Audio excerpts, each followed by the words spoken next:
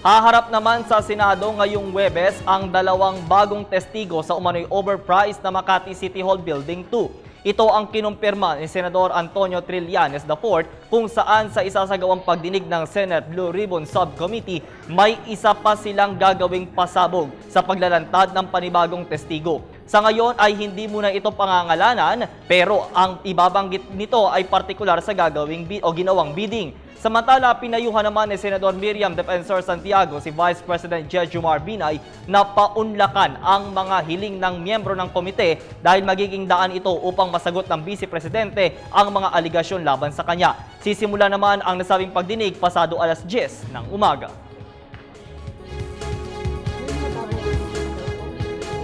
Meron.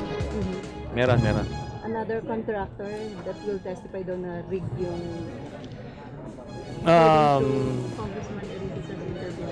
Ganun. Sinabi pala. Hindi, malamang. Malamang ganun. And iba pa. So maraming naglalabasan. Maraming nagkakaroon ng lakas ng loob dahil dito sa investigasyon na ito.